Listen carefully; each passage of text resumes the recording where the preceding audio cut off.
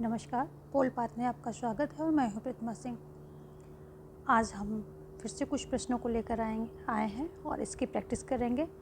प्रश्नों से ज़्यादा इम्पोर्टेंस इस बात की है कि हम कॉन्सेप्ट को कितना पकड़ते हैं, कॉन्सेप्ट को कितना समझते हैं, कितना हमारा कॉन्सेप्ट क्लियर होता है। मेन बात यह है कि मैं आपका कितना ज़्यादा कॉन्सेप्ट क्लियर कर पाती हूँ। तो उस कॉन्सेप्ट क्लियरेंस को लेकर के हम चल रहे हैं। और जो लोग नए जुड़े हैं उन्हें बता दूं कि डिस्क्रिप्शन में प्लेलिस्ट लगी हुई हैं। डेली प्रैक्टिस की प्लेलिस्ट अलग है, कोर्स वीडियो की अलग और एनसीईआरटी के क्वेश्चंस की प्लेलिस्ट अलग है।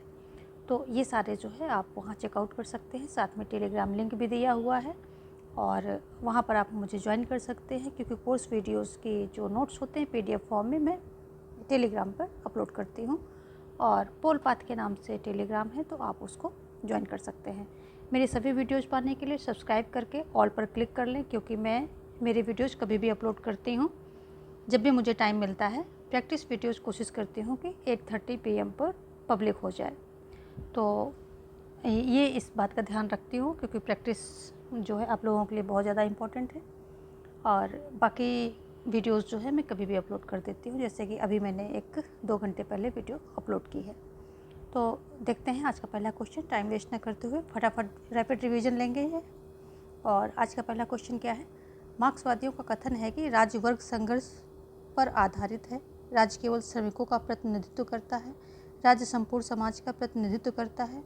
राज्य शक्ति पर आधारित है। तो यहाँ पर ऑप्शन जो है आपका कौन सा सही हो रहा है अकॉर्डिंग टू मार्क्सिस्ट, यानी कि मार्क्सवादियों के अनुसार कौन सा ऑप्शन आपका सही हो रहा है? तो जो मार्क्सवादी कथन है ये कहते हैं कि राज्य वर्ग संघर्ष पर आधारित है। ये कहते हैं कि राज्य जो है एक वर्ग जो समाज का एक वर्ग है उसके शोषण का जो है यंत्र है। एक वर्ग द्वारा दूसरे वर्ग का शोषण किया जाता है, तो ये शोषण का यंत्र मानते हैं राज्य को।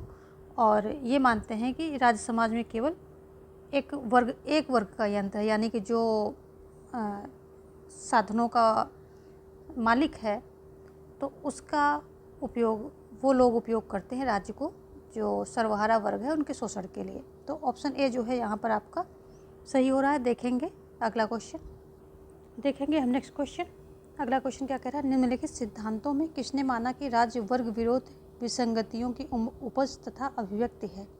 अराजकतावादी सिद्धांत ने, मार्क्सवादी लेनिनवादी सिद्धांत ने, विकासवादी सिद्धांत ने या गिल्ड समाजवादी सिद्धांत ने? किसने जो है ये माना है कि राज्य वर्ग विरोध विसंगतियों की उपज तथा अभिव्यक्ति है? तो जो मार्क्सवादी लेनिनवादी सिद्धांत है ये इस बात को मानता है कि जो है राज्य वर्ग विरोध विसंगतियों की उपज तथा अभिव्यक्ति है। जो गिल्ड समाजवाद या श्रेणी समाजवाद की बात करें तो GDH कोल इसके जो है जनक माने जाते हैं। और अराजकतावादी जो है ये जो है अराजकतावादी में प्रूधो को आप ले सकते हैं। तो ये सब जो है राज्य को मानते ही नहीं कि राज्य होना ही नहीं चाहिए। ये मानते हैं कि व्यक्ति जो है अपने आप को जो है नियंत्रित कर सकता है, अपने आप को स्वशासित कर सकता है और राज्य की कोई ज़रूरत नहीं है, ऐसा ये अराजकतावादी मानते हैं। और जो विकासवादी सिद्धांत है तो ये मानता है कि जो है समाज में ग्रेजुअली जो है धीरे धीरे क्या होना चाहिए, विकास होना चाहिए। संवैधानिक तरीके को अपनाकर शांतिपूर्वक विकास होना चाहिए, ये मानते हैं।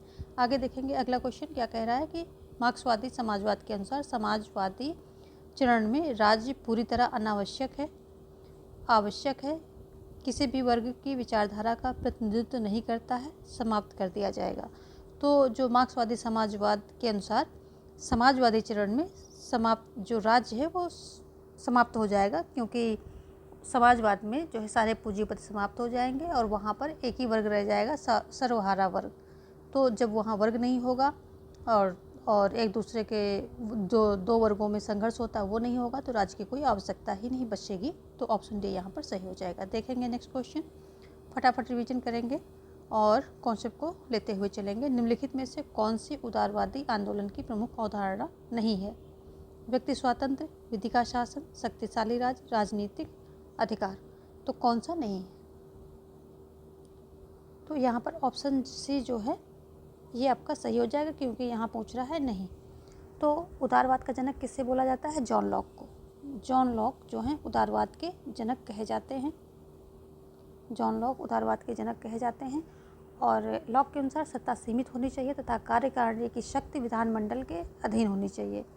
लॉक ने क्या किया है, एक संवैधानिक सरकार की बात की है तथा शक्तिशाली राज्य के सिद्धांत को निरर्थक बताया, यानी कि राज्य शक्तिशाली नहीं होगा, लोगों के हित में काम करेगा तब तक जो है वो सरकार कायम रहेगी। जैसे ही वो लोगों के हित के विरुद्ध जाते हैं, उस सरकार को गिराकर दूसरी सरकार या दूसरा राजा ले लिया जाएगा।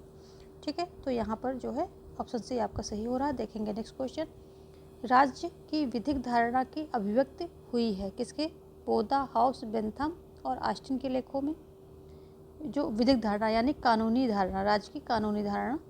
या अगला ऑप्शन है लास्की, मैकाइवर, हीगल और बोसांके के लेखों में। या बोदा, हीगल, बेंथम और गोरे के लेखों में। या हॉब्स, टी.एच. ग्रीन, मैकियावेली और ऑस्टिन के लेखों में।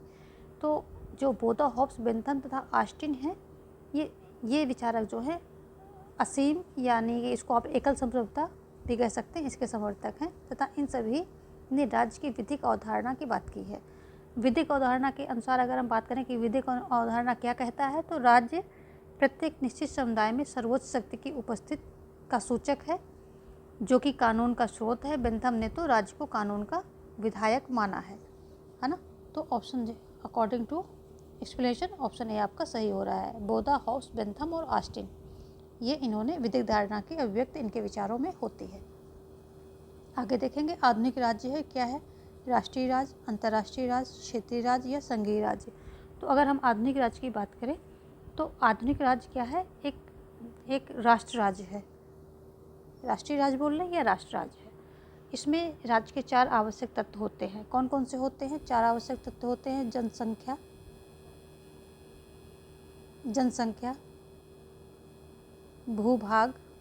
भूभाग और क्या होता है? सरकार। तीसरा हो जाता है जनसंख्या, भूभाग, सरकार और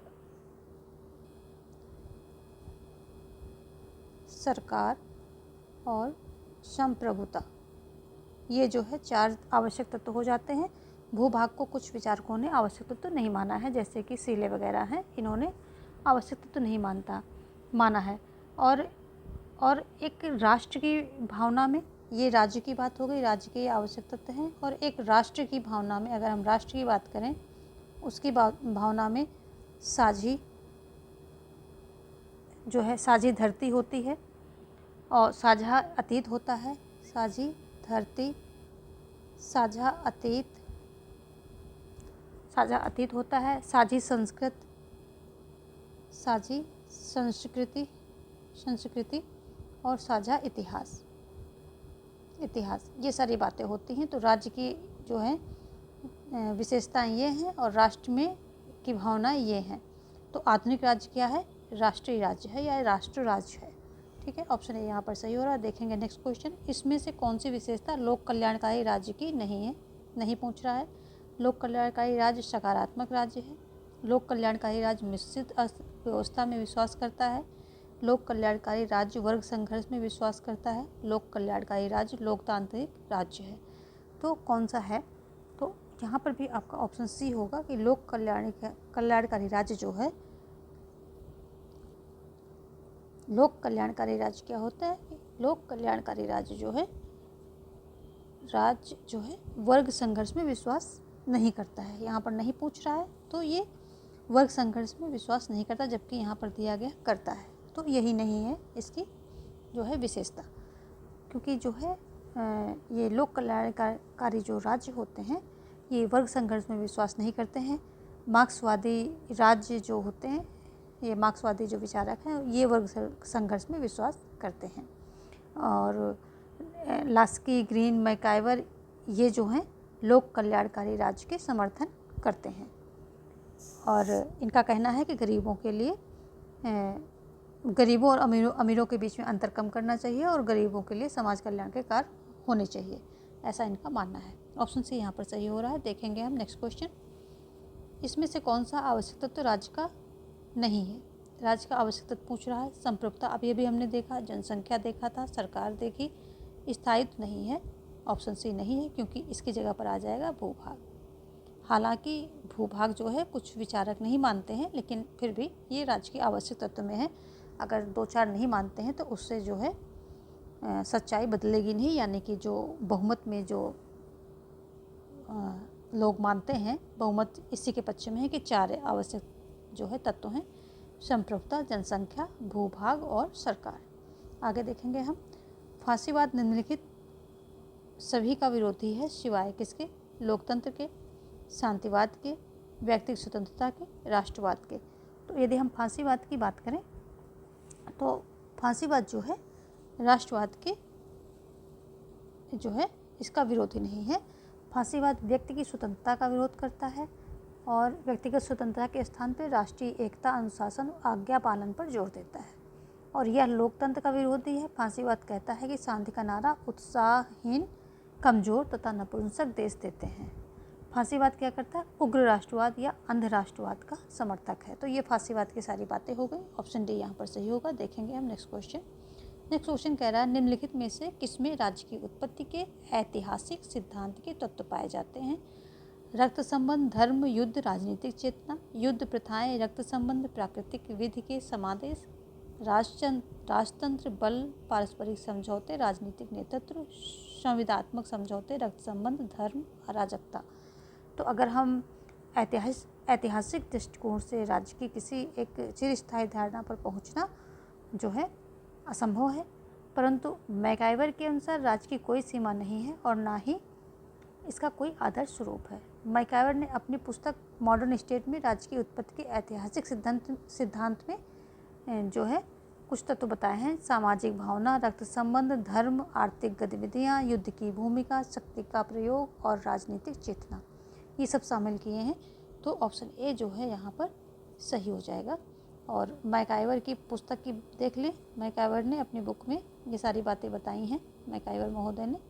इनकी मॉडर्न स्टेट इनकी पुस्तक का नाम है। मॉडर्न स्टेट इनकी पुस्तक का नाम है। तो ऑप्शन ए यहाँ पर सही हो रहा। देखेंगे हम नेक्स्ट क्वेश्चन। निम्नलिखित में से कौन सा एक राज्य के कार्यों के कल्याणकारी दृष्टिकोण में से सबसे कम प्रासंगिक है? तो जो राज्य के कल्याणकारी जो है दृष्टिकोण हैं, तो उसमें सबसे कम प्रासंगिक कौन है? व्यक्तियों की प्राथमिकताओं पर समूह के हितों का प्राधान्य, सामाजिक और आर्थिक समानता की विवेक सम्मत मात्रा, विरोध के क्षेत्रों का न्यूनतमीकरण जिससे समझौतों का अधिकाधिक बनाया जा सके, अवसर की समानता को संचालित करने वाली नीतियाँ। तो इसमें कौन सा जो है कम प्रासंगिक है उसकी बात यहाँ पर हो रही है। तो ऑप्शन ए जो है यहाँ पर ये कम प्रासंगिक है, क्योंकि लोक कल्याणकारी राज्य शोषण की प्रणाली को खत्म करने की कोशिश करता है। यह एक प्रगति आधारित सामाजिक एवं राजनीतिक बदलाव लाता है। आर्थिक शक्ति के प्रजातांत्रिकरण पर बल देता है जिसका आधार जन कल्याण है। प्रजातांत्रिक स्वतंत्रता तथा समाजवादी नियोजन ही इसका मूलभूत आधार है। तो व्यक्तियों की प्राथमिकताओं पर समूह के हितों का प्राधान्य। तो ऑप्शन ए जो है यहाँ पर आपका सही हो रहा है। देखेंगे हम नेक्स्ट क्वेश्चन क्या कह रहा है। राष्ट्र के लिए प्रत्येक वस्तु राष्ट्र के विरुद्ध कुछ नहीं, राष्ट्र के बाहर कुछ नहीं। यह दर्शन किस एक विचारधारा का है? फेबियन समाजवाद, श्रेणी समाजवाद, फांसीवाद, मार्क्सवाद। किसका है? तो ये जो है फांसीवाद का है। ऑप्शन सी जो है यहाँ पर सही हो जाएगा। फांसीवाद जो है इटली भाषा के शब्द फेसियो से बना है। ये इटली भाषा का जो इटालियन भाषा है उसका शब्द किसका? फेसियो से ये शब्द जो है बना है, जिसका अर्थ होता है लकड़ियों का से बंधा गट्ठर। यह एक प्रतिक्रियावादी सिद्धांत है, ठीक है। और ये बुद्धिवाद के खिलाफ है। मिथ्यावाद, अंधराष्ट्रवाद, युद्ध प्रेम, सर्वशक्तिमान राज्य, महामानव पूजा तथा विशिष्ट वर्ग में विश्वास, हिंसा को महत्व देता है, अर्थव्यवस्था पर राज्य का नियंत्रण तथा लोकतंत्र विरोधी है। ये सारी फांसीवाद की विशेषताएं हैं। आप वीडियो को पॉज करें और फिर से उसको जो है रिपीट करें और नोट कर लें। उम्मीद करती हूँ कि आप लोग पेन पेपर लेकर के बैठेंगे और अपने शॉर्ट्स नोट्स जो है आपके खुद के नोट्स जो है तैयार हो रहे होंगे। और जो मार्क्सवाद की बात करें तो मार्क्सवाद जो है ये राज्य को समाप्त कर देना चाहता है। इसके अकॉर्डिंग राज्य समाप्त हो जाना चाहिए। श्रेणी समाजवाद की बात करें तो GDH कोल इसके जो है जनक हैं। और फेबियन समाजवाद की बात करें तो सिडनी वेव इसके जो हैं जनक माने जाते हैं। सिडनी वेव इसके जनक माने जाते हैं और GDH कोल महोदय इसके जनक हैं श्रेणी समाजवाद के। आगे देखेंगे हम नेक्स्ट क्वेश्चन, संविधान का संरक्षक कौन है? राष्ट्रपति है, विधि मंत्रालय, सर्वोच्च न्यायालय, संसद। तो संविधान का संरक्षक की बात हो रही है तो सर्वोच्च न्यायालय जो है संविधान का संरक्षक माना जाता है। अनुच्छेद 32 के अंतर्गत संविधान के संरक्षक की भूमिका ये अदा करता है। इसमें ये 5 प्रकार की रिट जारी करता है। कौन कौन सी हैं? बंदी प्रत्यक्षीकरण, बंदी प्रत्यक्षीकरण, और दूसरे की बात करें अगर हम तो ये हो जाएगा परमादेश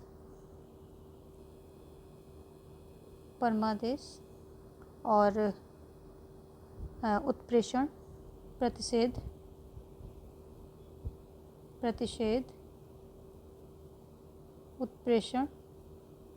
उत्प्रेषण और अधिकार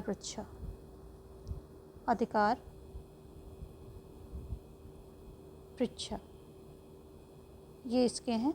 और इनके इंग्लिश में भी होते हैं तो हेबियस कॉर्पस इसका हो जाएगा, परमादेश का हो जाएगा, मैंडमस प्रतिषेध का हो जाएगा, जो है प्रोविज़न उत्प्रेषण का हो जाएगा, सर्टियोरारी अधिकार परीक्षा का हो जाएगा, क्यो वारंटो।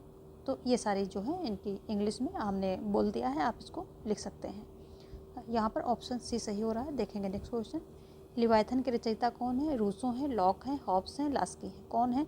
तो लिवायथन के रचयिता हॉब्स महोदय हैं और ये जो है इन्होंने फ्रांस में लिखी थी जब ये अपने देश से बाहर थे, क्योंकि इनके देश इंग्लैंड में काफ़ी क्रांतियाँ चल रही थी, तो ये फ्रांस में इन्होंने शरण ली थी। 1651 में लिखी गई थी। ठीक है, गोडाल्फिन को समर्पित थी, गोडाल्फिन को ये समर्पित है। और लॉक की बात करें तो लॉक जो है उदारवाद के जनक माने, राजनीतिक उदारवाद के जनक कहे जाते हैं। और 2 treaties on government, 2 treaties on civil government इनकी पुस्तक का नाम है। रूसो की बुक की बात करें तो सोशल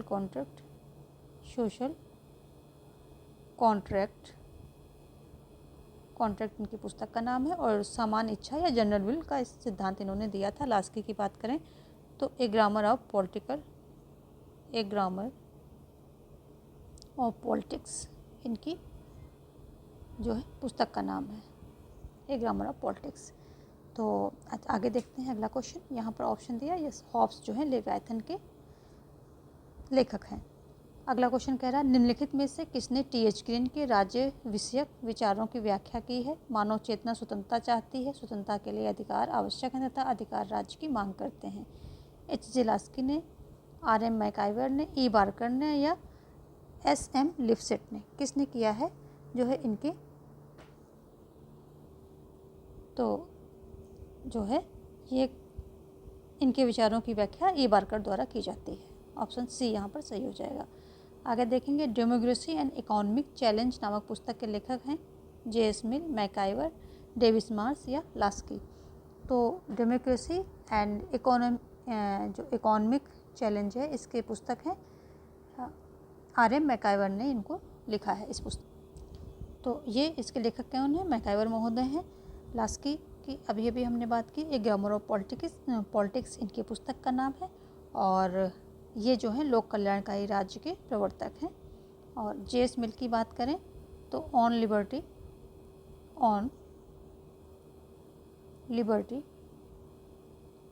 इनकी पुस्तक का नाम है।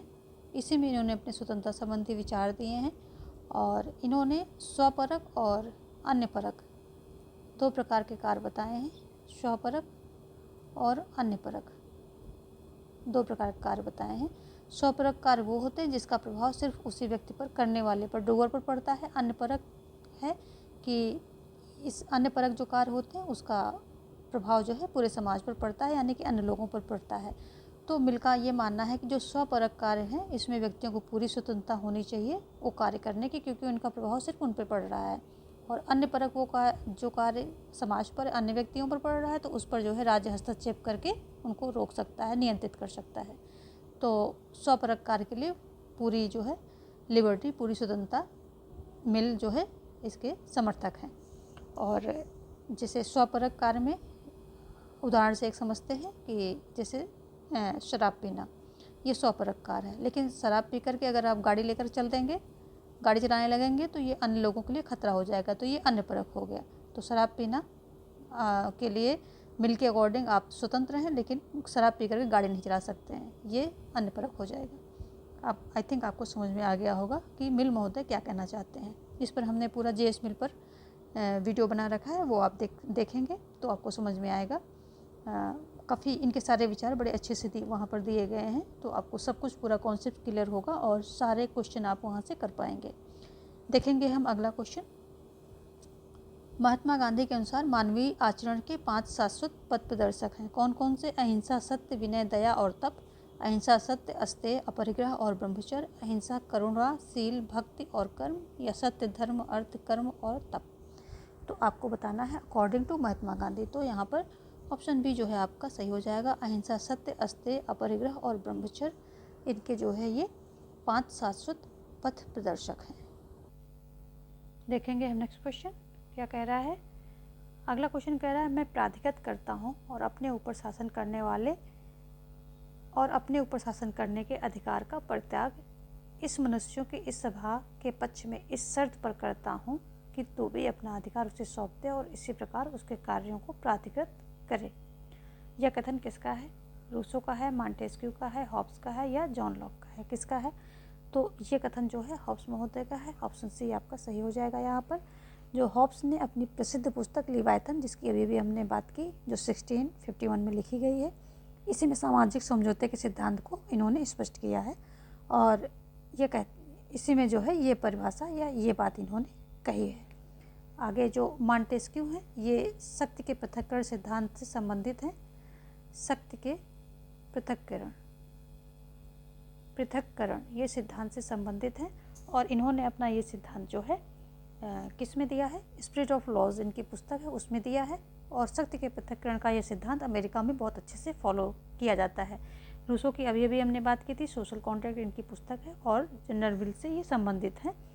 और लोकप्रिय संप्रभुता जो है को इन्होंने प्रतिपादित किया है। जॉन लॉक की बात करें तो उदारवाद के जनक माने जाते हैं। और two treaties on civil government जो है इनकी पुस्तक का नाम है, जिसके 2 भाग हैं। खंड का जो है ये दैवीय राज्य का जो दैवीय उत्पत्ति का सिद्धांत है, इसको खंडित करता है, जो कि रॉबर्ट ओवेन द्वारा दिया गया था। रॉबर्ट फिल्मर द्वारा दैवीय उत्पत्ति का सिद्धांत दिया गया है। जो रॉबर्ट ओवेन की बात कही वो ये जो काल्पनिक समाजवाद के जनक माने जाते हैं। तो फिल्मर के द्वारा ये जो है दिया गया, इसको खंडित किया। और खामे जो है हॉब्स के द्वारा दिया गया निरंकुश राजतंत्र को खंडित करते हुए इसी में जो है दूसरे पार्ट में ही इन्होंने सामाजिक समझौते का सिद्धांत दिया है। आगे देखेंगे हम अगला क्वेश्चन। मेरी कोशिश है कि आपका कॉन्सेप्ट क्लियर होता रहे, इसलिए मैं सारे पॉइंट को ज़्यादा से ज़्यादा टच करने की कोशिश करती हूँ। प्लस ये भी देखना पड़ता है कि वीडियो बहुत लंबी ना हो। तो देखते हैं अगला क्या कह रहा है। आधुनिक विचार जिसने जनतंत्र को बृहत एवं जटिल समाजों के लिए व्यवहार्य बनाया वह है अधिकार, विकेंद्रीकरण, संघवाद या प्रतिनिधित्व। तो ये क्या है? तो ये जो है ऑप्शन सी यहाँ पर सही हो जाएगा, संघवाद। जो जीन ये ब्लोंडेल के अनुसार संघवाद एक प्रक्रिया है जिसमें विकेंद्रीकरण तथा राष्ट्रीय एकता में अधिकतम तालमेल स्थापित करने के लिए नियम निर्माण संबंधित शक्तियों को 2 भागों में बांट दिया जाता है और ये जो हैं अपने अपने क्षेत्र में जो है स्वतंत्र होते हैं। तो संघवाद एक्चुअली है क्या? जैसे कि हमारे यहाँ अगर हम भारत के परिप्रेक्ष्य में बात करें, आपको आसानी समझ में आएगा। तो एक केंद्र की सरकार होती है और दूसरा होती है राज्य की सरकार। शक्तियाँ जो हैं इन दोनों के बीच में बंधी होती हैं, जैसे कि संघ सूची हो गई, राज्य सूची हो गई, इनका प्रॉपर डिवीजन होता है। और एक समवर्ती सूची हो गई जिस पर दोनों बनाएंगे, राज्य पर राज्य बनाएगा, संघ पर केंद्र बनाएगा और समवर्ती पर दोनों बनाएंगे। अवशिष्ट शक्तियाँ केंद्र के पास हैं, समवर्ती सूची पर अगर केंद्र राज्य किसी एक ही विषय पर दोनों ने एक ही सब्जेक्ट पर दोनों ने कोई कानून बना दिया तो केंद्र के कानून को प्राथमिकता दी जाएगी। ठीक है, तो ये संघवाद से थोड़ी बातें जो हैं ये समझ में आ गई होंगी आपको कि संघवाद जो है ये क्या होता है, इसमें शक्तियों का जो है विकेंद्रीकरण होता है, यानी शक्तियाँ जो है बटी हुई होती हैं, एक से ज़्यादा स्तर पर सरकारें होती हैं। आगे देखेंगे, राज्य द्वारा प्रारंभिक वस्तुओं का वितरण समान होना चाहिए जब तक कि असमान वितरण प्रत्येक के लिए लाभकारी ना हो। ये किसने जो है कौन सा एक समानता की उक्त संकल्पना का प्रतिपादक है? तो जे.एस. मिल है ऑप्शन में, जॉन रॉल्स हैं, कार्ल मार्क्स हैं, रूसो हैं, कौन है इसका प्रतिपादक? तो जो जॉन रॉल्स हैं, ये ए थ्योरी ऑफ जस्टिस इनकी पुस्तक है, ए थ्योरी ऑफ जस्टिस इनकी पुस्तक का नाम है, और इसी में इन्होंने जो है अपना समानता की संबंधी विचार रखे हैं। और उन्होंने कहा है कि राज्य में उपलब्ध जो प्रारंभिक वस्तुएं हैं यानी कि बेसिक वस्तुएं जो हैं उनका वितरण समान रूप से होना चाहिए, ऐसी स्थिति को छोड़कर जब वस्तुओं के असमान वितरण से न्यूनतम सुविधा प्राप्त लोगों को लाभ होता हो। तो असमानता तभी होनी चाहिए जबकि न्यूनतम जो यानी कि सीधी सीधी भाषा में देखें तो असमानता सिर्फ तब फॉलो करनी चाहिए जबकि गरीबों का कल्याण हो रहा हो, गरीबों को फ़ायदा पहुंच रहा हो, ये इनका मानना है। जे.एस. मिल की अभी हमने बात की थी, ऑन लिबर्टी इनकी पुस्तक है, और सब्जेक्शन ऑफ वुमेन इनकी 2 पुस्तक हैं। और कार्ल मार्क्स की बात करें तो दास कैपिटल इनकी जो पुस्तक है, और रूसो की बात करें तो सोशल कॉन्ट्रैक्ट इनकी पुस्तक का नाम है। रिवीजन लेते रहिए, जितना आप रिवीजन लेंगे उतना चीज़ें जो है फिक्स होंगी, और जितना चीज़ें फिक्स होंगी उतना आप एग्ज़ाम में अच्छा करेंगे और जल्दी करेंगे। जो अच्छा और जल्दी करेगा, सही और तेज़ सक्सेस उसी को मिलेगी। तो इसलिए मैं इस चीज़ों को ये नहीं सोचती हूँ कि एक बार बता दिया तो नहीं बताऊँगी, उनको 10 बार भी बताऊँगी। 10 बार आएंगी अगर तो 10 बार में उनको रिवाइज करवाऊँगी। तो अगला क्वेश्चन कह रहा है, न्याय का वह सिद्धांत जो औचित्य पर बल देता है, इसका क्या है? न्याय का तात्विक सिद्धांत कहा गया, न्याय का राजनीतिक सिद्धांत कहा गया, न्याय का विधिक सिद्धांत कहा गया, न्याय का प्रतिशोधात्मक सिद्धांत कहा गया। तो औचित्य पर जो है बल देने वाला कौन है? तो ये औचित्य पर बल देने वाला न्याय का तात्विक सिद्धांत कहा गया है। तो ये भी जो है जॉन रॉल्स जो है अपने न्याय सिद्धांत में सामाजिक व प्राथमिक वस्तुओं के बंटवारे का औचित्य सिद्ध करते हैं। रॉल्स अपने दोनों सिद्धांतों का स्वतंत्र औचित्य सिद्ध करने का प्रयत्न करते हैं। तो न्याय का तात्विक सिद्धांत जो है, तात्विक सिद्धांत ये जो है न्याय का वह सिद्धांत जो औचित्य पर बल देता है, वह न्याय का तात्विक सिद्धांत कहा गया है, उसे न्याय का तात्विक सिद्धांत कहा गया है। ऑप्शन ए यहाँ पर सही हो जाएगा। निम्नलिखित में से कौन सा दबाव समूह का कार्य नहीं है? नहीं पूछ रहा है, इसको सर्कल मारिए पहले। सरकार निर्माण के लिए चुनाव लड़ना, अपने पक्षधर अभ्यर्थियों को निर्वाचित कराने में सहायता करना, अपने हितों की पूर्ति हेतु विधायकों का समर्थन प्राप्त करने के प्रयोजन में उन्हें संरक्षण देना, जनमत का समर्थन प्राप्त करने के लिए उसे प्रभावित करना। तो ऑप्शन ए यहाँ पर सही हो जाएगा, क्योंकि जितने भी दबाव समूह होते हैं ये इनका काम चुनाव लड़ना, इनका काम जो है नहीं होता है। बाकी काम ये करते हैं, जो जितने ऑप्शन यहाँ दिए गए हैं सब करेंगे, लेकिन सरकार के निर्माण के लिए यानी कि सत्ता पाने के लिए कभी ये इनका कोई जो है प्रयास नहीं होता है। ये अपने हितों की पूर्ति हेतु विधायकों का समर्थन लेते हैं, अधिक से अधिक सदस्य संख्या बढ़ाना चाहते हैं, अपने हित की पूर्ति हेतु जो है दबाव डालते हैं, प्रशासन पर प्रभाव डालते हैं, ये सब काम करते हैं, लेकिन ये चुनाव सत्ता पाने के लिए कभी चुनाव नहीं लड़ते हैं। ऑप्शन ए यहाँ पर सही हो जाएगा अकॉर्डिंग टू क्वेश्चन। अगला है, निम्नलिखित में से किस एक विचारक ने स्वतंत्रता और समानता को परस्पर विरोधी माना है? Lord Acton, Harold Laski, T H. Green या आर.एच. टॉनी? किसने बोला है? तो जो स्वतंत्रता और समानता को परस्पर विरोधी मानने वाले विचारकों की बात करें तो लॉर्ड एक्टन, टाकविले, लेकी, बेजहार्ट, हेयक, फ्रीडमैन, ये सभी हैं। तो लॉर्ड एक्टन यहाँ पर ऑप्शन आपका सही हो जाएगा। और स्वतंत्रता को 2 घटकों में जो विभाजित करने वाले हैं ये आइजा बर्लिन है। इन्होंने स्वतंत्रता को नकारात्मक स्वतंत्रता और सकारात्मक स्वतंत्रता। नकारात्मक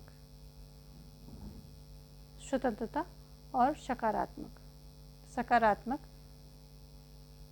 स्वतंत्रता, इन दो घटकों में विभाजित किया है किसने? आइजा बर्लिन ने। हेराल्ड लार्स्की की बात करें तो अभी अभी हमने बात की, ए ग्रामर ऑफ पॉलिटिक्स इनकी पुस्तक है, लोक कल्याणकारी राज्य के ये समर्थक है। टी.एच. गिन की बात करें तो सकारात्मक उदारवाद जो है, सकारात्मक उदारवाद के ये जनक माने जाते हैं और ब्रिटिश आदर्शवाद के जो है ये जनक माने जाते हैं। और ब्रिटिश आदर्शवाद को ऑक्सफोर्ड दर्शन के नाम से जाना जाता है। ऑक्सफोर्ड दर्शन इस नाम से जाना जाता है। आगे देखेंगे हम नेक्स्ट क्वेश्चन। उदार प्रजातंत्र की निम्नलिखित में कौन सी एक विशेषता नहीं है? यहाँ भी नहीं पूछ रहा है, तो उदार प्रजातंत्र की बात हो रही है, उसकी विशेषता जो नहीं है वो आपको बताना है। नागरिक स्वतंत्रता तथा अधिकारों का आश्वासन, सरकार के उन्मुक्त अधिकार, संगठित समूहों तथा हितों का सरकार से स्वतंत्र रूप, नियमित चुनाव जिनमें एक व्यक्ति एक मत एक मान के सिद्धांत का अनुसरण किया जाता है। तो अगर हम लोकतंत्र के उदारवादी सिद्धांत की बात करें तो इनके अनुसार सत्ताधारियों के हाथों में दी गई सत्ता जनता की अमानत है और सरकार का सीमित तथा संवैधानिक आधार को ये सपोर्ट करते हैं, इसलिए सरकार के पास उन्मुक्त अधिकार नहीं होंगे, ठीक है, और वो संविधान के अनुरूप चलेगी। तो सरकार के पास उन्मुक्त अधिकार नहीं होंगे, सीधी भाषा में समझे तो सीमित अधिकार उनके होंगे। तो ऑप्शन यहाँ पर विशेषता नहीं पूछ रहा है, तो ये बी हो गया। आगे देखेंगे हम, निम्नलिखित में से किसने संप्रभुता की यह परिभाषा दी है? कौन सी परिभाषा? जो नीचे दी गई है, देख लेते हैं। जब एक निश्चित उच्चतर मानव अपने समान किसी दूसरे उच्चतर मानव की आज्ञा पालन का अभ्यस्त नहीं है और जो समाज के अधिकांश भाग से अभ्यास जनित आज्ञा प्राप्त करता है, वह उच्चतर मानव उस समाज में संप्रभु है और वह समाज राजनीतिक एवं स्वतंत्र समाज है। किसने ये परिभाषा दी है? बोधा ने, जॉन ऑस्टिन ने, थॉमस हॉब्स ने, हेराल्ड लार्स्की ने।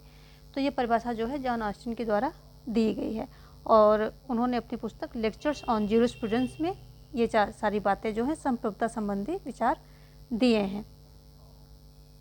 लेक्चर्स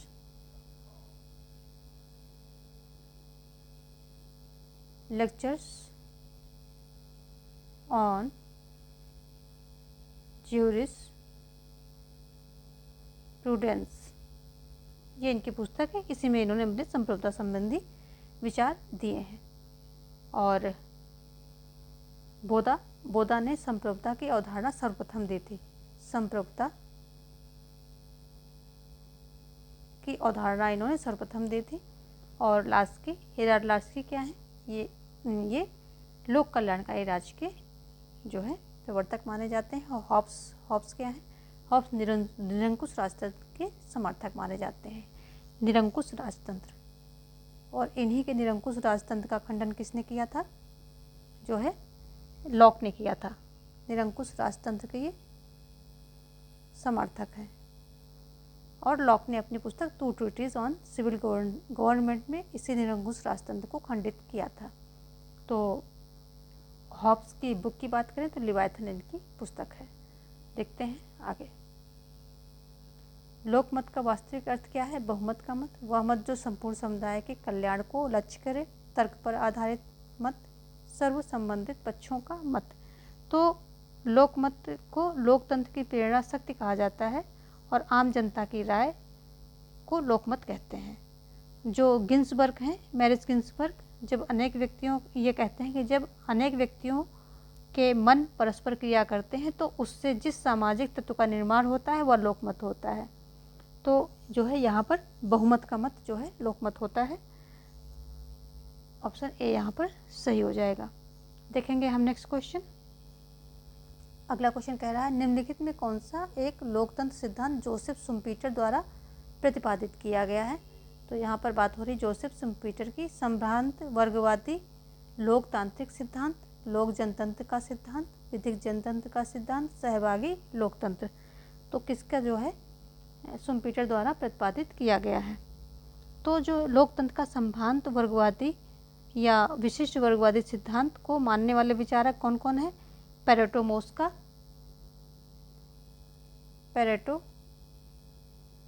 मोस्का हो जाएंगे, और मिसेल्स हो जाएंगे, बर्नहम हो जाएंगे, मिसेल्स, बर्नहम, शुम्पीटर, ये सभी जो हैं जो संभ्रांत वर्गवादी सिद्धांत को मानने वाले विचारक हैं। तो ऑप्शन जो है यहाँ पर ए सही होगा, शुम्पीटर द्वारा प्रतिपादित किया गया है संभ्रांत वर्गवादी लोकतांत्रिक सिद्धांत। आगे देखेंगे हम नेक्स्ट क्वेश्चन। उदारवादी लोकतंत्र का आधारभूत सिद्धांत है कि संप्रभु अपनी सत्ता जनता से प्राप्त करते हैं।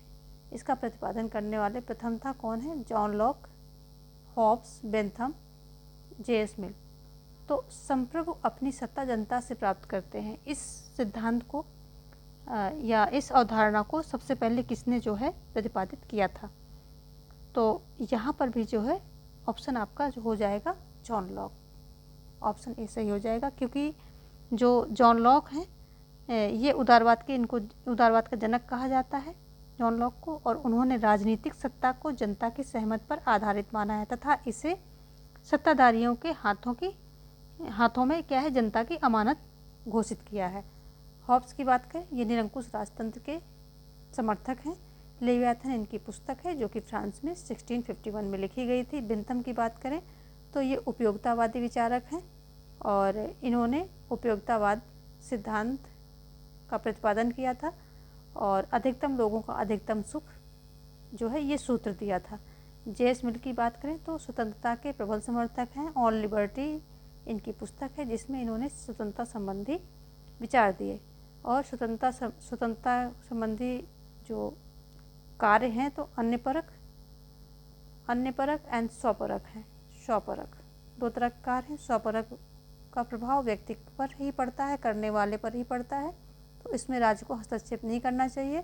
अन्यपरक में अन्य लोगों पर प्रभाव आता है तो राज्य हस्तक्षेप कर सकता है। देखेंगे हम नेक्स्ट क्वेश्चन। प्रतिनिधित्व की सूची प्रणाली के अंतर्गत प्रतियोगी प्रत्याशियों की सूची तैयार की जाती है मतदाताओं द्वारा, निर्वाचन आयोग द्वारा, प्रत्येक राजनीतिक दल द्वारा या राजनीतिक दलों की पारस्परिक सहमति द्वारा। तो ये जो सूची प्रणाली के अंतर्गत प्रत्येक राजनीतिक दल द्वारा जो है प्रत्याशियों की सूची तैयार की जाती है। इस पर हमने पूरा जो है सूची प्रणाली पर और भी कई सारे इलेक्टोरल सिस्टम एक साथ हमने एक ही वीडियो में बहुत सारे इलेक्टोरल सिस्टम जो मेन है उन पर वीडियो बनाई है, जाकर आप देखें और वहाँ से आपके बहुत सारे क्वेश्चन सॉल्व हो जाएंगे। आगे देखेंगे हम। एक ऐसी संवैधानिक व्यवस्था जिसका आधारभूत सिद्धांत कार्यपालिका का विधायिका के प्रति निरंतर उत्तरदायित्व होता है कही जाएगी। प्रत्यक्ष लोकतंत्र, संसदीय लोकतंत्र, लोक जनतंत्र या समाजवादी लोकतंत्र। तो जो संसदीय प्रणाली है इसमें कार्यपालिका तथा विधायिका में निकटतम पारस्परिक संबंध होते हैं। इस शासन प्रणाली में कार्यपालिका विधानमंडल के प्रति उत्तरदायी होती है ना। तो क्या हो जाएगा यहाँ पर ऑप्शन जो है बी सही हो जाएगा, संसदीय लोकतंत्र। देखेंगे हम अगला क्वेश्चन। और प्रत्यक्ष लोकतंत्र की बात करें, प्रत्यक्ष लोकतंत्र प्रजातंत्र, तो ये स्विट्जरलैंड में जो है ये प्रणाली आज के दौर में पाई जाती है। और हमारे अगर भारत की बात करें तो जो वार्ड सभाएं होती हैं पंचायती राज में तो वो उसका एक उदाहरण हो सकती हैं, लेकिन एक बड़े रूप में देखिए तो स्विट्जरलैंड में ही प्रत्यक्ष लोकतंत्र पाया जाता है। आगे देखेंगे इनमें से कौन सा सिद्धांत लोकतंत्र का नहीं है? असमानता, विधि का शासन, बहुमत का शासन, स्वतंत्र न्यायपालिका। तो इसमें बताना है कौन सा नहीं है। तो जो असमानता है ये जो है लोकतंत्र का नहीं है, क्योंकि लोकतंत्र में समानता के सिद्धांत को फॉलो किया जाता है, यानी कि समानता के सिद्धांत पर आधारित होता है लोकतंत्र का सिद्धांत, है ना। तो देखेंगे अगला क्वेश्चन। निम्नलिखित में से कौन प्रकारात्मक प्रतिनिधित्व का प्रमुख प्रतिपादक है? प्रकार्यात्मक प्रतिनिधित्व की बात हो रही है तो जेम्स ब्राइस, जे.एस. मिल, जी.डी.एच. कोल या जॉन लॉक। तो कौन है इसके? ऑप्शन सी यहाँ पर सही होगा, जी.डी.एच. कोल। प्रकारात्मक प्रतिनिधित्व के सिद्धांत का आधार इंग्लिश फेबियन को माना जाता है। इसको मानने वाले में सिडनी वेब एवं ब्रिटिश वेब मुख्य हैं, लेकिन प्रकारात्मक प्रतिनिधित्व को सही रूप प्रदान करने वाले कौन हैं? GDH कोल हैं। ठीक है, तो ऑप्शन सी यहाँ पर जो है सही हो जाएगा। जॉन लॉक उदारवाद के जनक माने जाते हैं। Two treaties on civil government इनकी पुस्तक है, जिसके 2 पार्ट हैं। एक पार्ट में रॉबर्ट फिल्मर के दैवीय उत्पत्ति सिद्धांत को खंडित किया गया है, दूसरे पार्ट में जो है हॉब्स के निरंकुश राजतंत्र को खंडित किया गया है। JS मिल स्वतंत्रता के प्रबल समर्थक हैं। ऑन लिबर्टी इनकी पुस्तक है और दूसरी पुस्तक इनकी सब्जेक्शन ऑफ वुमेन इनकी पुस्तक है। ठीक है, चलते हैं नेक्स्ट क्वेश्चन देखते हैं। सहभागी जनतंत्र निम्नलिखित में से किसकी वृद्धि करता है? विकेंद्रीकरण की, सुविधा वंचित वर्गों के प्रतिनिधित्व की, सक्रिय नागरिकता की, राजनीतिक जवाबदेही की। तो यहाँ पर बात हो रही है सहभागी प्रजातंत्र। तो सहभागी प्रजातंत्र के जनक कौन है? जीन जैक्स रूसो को माना जाता है। रूसो हैं इसके जनक सहभागी जनतंत्र। और जो है इन्होंने कहा है कि प्रतिनिधात्मक प्रजातंत्र उचित नहीं है। ये जो है प्रत्यक्ष प्रजातंत्र के समर्थक हैं और कहते हैं प्रतिनिधात्मक प्रजातंत्र उचित नहीं है, क्योंकि संप्रभुता का निवास जनता में होता है तथा संप्रभुता अदेय है, यानी कि किसी को दी नहीं जा सकती है। सहभागी प्रजातंत्र के उदाहरण के तौर पर भारत में पंचायती राज व्यवस्था है और स्विट्जरलैंड में जनमत के तौर पर इन दोनों को देखा जा सकता है। तो सहभागी जनतंत्र, इसका दूसरा अगर हम वर्ड देखें तो प्रत्यक्ष प्रजातंत्र। प्रत्यक्ष प्रजातंत्र यानी कि जनता खुद जो है इकट्ठी होकर के एक साथ नियमों का निर्माण करे, नीतियों का निर्माण करे, अपने लिए कानून बनाए। तो जनता का डायरेक्ट जो है पार्टिसिपेशन डिसीजन मेकिंग में, निर्णय निर्माण में, तो इन सब में होना चाहिए। तो उसी को सहभागी जनतंत्र बोल दो या फिर सरल शब्दों में प्रत्यक्ष प्रजातंत्र बोल दो। इसके जो है रूसो जो है इसके कौन है जनक? जीन जैक्स रूसो इसके जनक माने जाते हैं। और रूसो ने यह भी कहा कि ये छोटे छोटे राज्यों में जो है सक्सेस होगा, बड़े राज्यों में नहीं हो सकता है, ये भी इन्होंने बताया है। तो छोटे छोटे राज्यों में छोटी इकाइयाँ हैं उन्हीं में संभव है ये। देखेंगे नेक्स्ट क्वेश्चन। निम्नलिखित में से कौन सा क्षेत्रीय और राज्य स्तरीय दल नहीं है?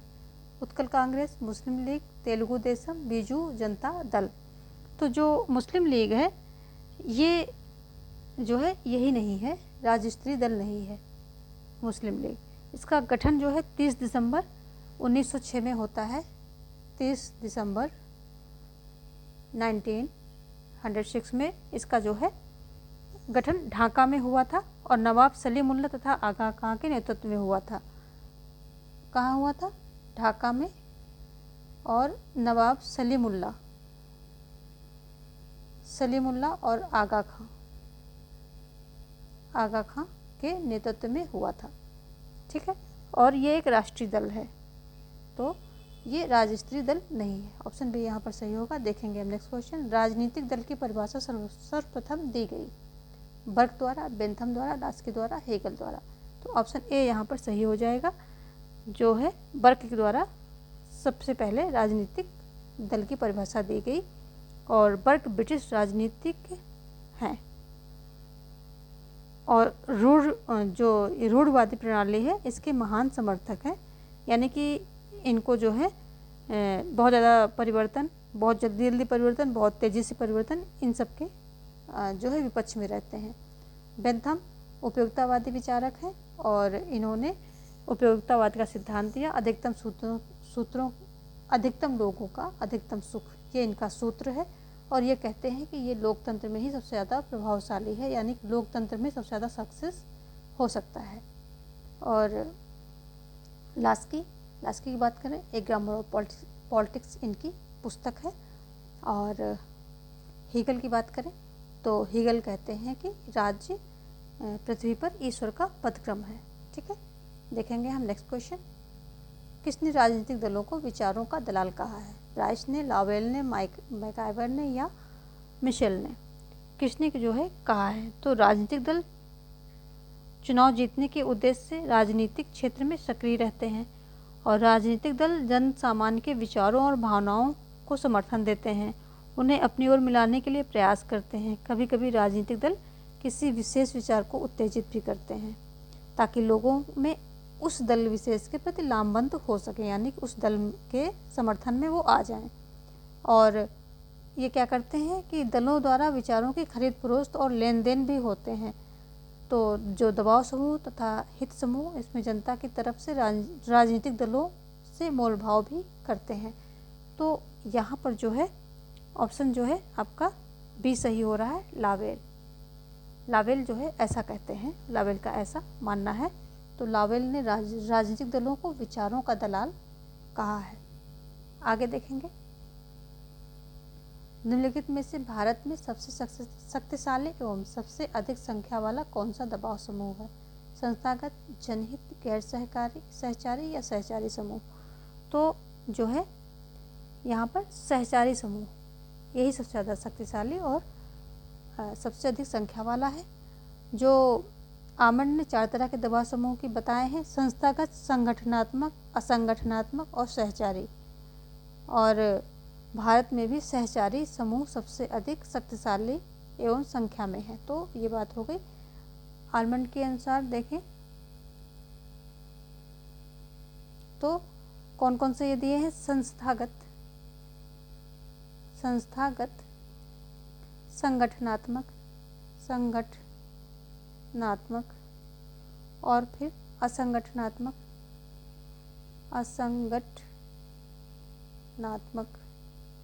और चौथा है सहचारी। तो ये सारे जो हैं इन्होंने 4 प्रकार बताए हैं। सहचारी जो है भारत में सबसे ज़्यादा संख्या में है और सबसे अधिक प्रभावशाली भी यही है। देखेंगे हम नेक्स्ट क्वेश्चन, निम्न में से कौन सी वह विशेषता है जो एक राजनीतिक दल को दबाव समूह से भिन्न करती है? दल व्यक्तियों का एक समूह होता है, प्रत्येक दल का अपना संगठन होता है, प्रत्येक दल अनिवार्यतः किसी निश्चित राजनीतिक वैचारिकी पर आधारित होता है, दल का अपना कोष फंड होता है। तो जो राजनीतिक दल हैं और दबाव समूह हैं, कौन सी ऐसी विशेषता है जो दोनों को एक दूसरे से थोड़ा सा भिन्न करती है? तो ऑप्शन सी, प्रत्येक दल अनिवार्यतः किसी निश्चित राजनीतिक वैचारिकी पर आधारित होता है। तो ये जो है इसकी विशेषता है, क्योंकि दल की अपनी निश्चित विचारधारा होती है जबकि दबाव समूह अपने हित से निर्देशित होते हैं, है ना। तो ये जो है इसके पीछे ये है। और दूसरी बातें देखें तो दल चुनाव लड़ते हैं, दबाव समूह नहीं लड़ते हैं। और एक दल कई दबाव समूहों का सहयोग ले सकता है, पर दबाव समूह कई दलों का सहयोगी नहीं होता है। और दल का उद्देश्य चुनाव जीतकर सत्ता पाना होता है, पर जो दबाव समूह होते हैं उनका उद्देश्य है अपने हितों की पूर्ति मात्र होती है। तो ये सारी जो है इनकी भिन्नताएं हैं। ये ऑप्शन सही हो रहा है अकॉर्डिंग टू क्वेश्चन। अगला देखेंगे, निम्नलिखित में से कौन सा दबाव समूह का प्राथमिक उद्देश्य है? चुनाव लड़ना, नीति निर्माण करना, सरकार की आलोचना करना या नीतिगत निर्णयों को प्रभावित करने के लिए सरकार पर दबाव डालना? तो ये जो है डी ऑप्शन है, ये आपका सही हो जाएगा। जो प्राथमिक उद्देश्य किसी दबाव समूह का है तो यही है कि सरकार पर दबाव डालना और अपने हितों या अपने उद्देश्यों की पूर्ति करना, यही इनका जो है प्राथमिक उद्देश्य हो सकता है। आगे देखेंगे, राजनीतिक दलों के सिद्धांत के संदर्भ में निम्नलिखित में से किसका प्रतिपादन मॉरिस डुवर्जर द्वारा किया गया? तो संरचना के आधार पर चतुर्वर्गीय वर्गीकरण, द्विदलीय व्यवस्था, संवर्ग पर आधारित दल, मिलीजुली बहुदलीय व्यवस्था। तो अगर हम मॉरिस डुवर्जर की बात करें तो इन्होंने अपनी पुस्तक पॉलिटिकल पार्टीज, इनकी पुस्तक कौन सी है? पॉलिटिकल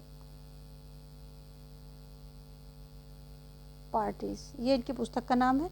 और इसी में इन्होंने अपने जो है ये जो राजनीतिक दलों के सिद्धांत के संदर्भ में विचार दिए हैं। और इसमें जो है इन्होंने 4 प्रकार का वर्गीकरण किया है: काकस, ब्रांच, सेल, मिलिशिया। तो कौन कौन से हैं? काकस, ब्रांच, सेल, मिलिशिया, ये 4 प्रकार का वर्गीकरण इन्होंने किया है। 3 और 4, ये 4 प्रकार का इन्होंने वर्गीकरण किया है। और तो इसको संरचना के आधार पर चतुर्वर्गीय वर्गीकरण इन्होंने यही जो है किया गया है मॉरिस डुवर्जर के द्वारा। तो आज हमने 40 क्वेश्चन जो है किए और कोशिश किया फटाफट रिवीजन हो, फिर भी टाइम वीडियो काफ़ी लंबी हो गई है। और उम्मीद करते हैं आप ये जो है क्वेश्चंस और ये वीडियो आपके लिए बेनिफिशियल हो और आपने नोट्स बनाए होंगे, ये भी मैं आपसे आशा रखती हूँ कि आपने सारे अपने खुद के नोट्स बनाए होंगे। ठीक है, तो आज के लिए बस इतना ही, मिलते हैं कल कुछ और प्रश्नों के साथ। धन्यवाद। एक बात और, ये वीडियो पसंद आई हो तो लाइक, शेयर और सब्सक्राइब करना बिल्कुल ना भूलें। चलिए मिलते हैं कुछ और प्रश्नों के साथ।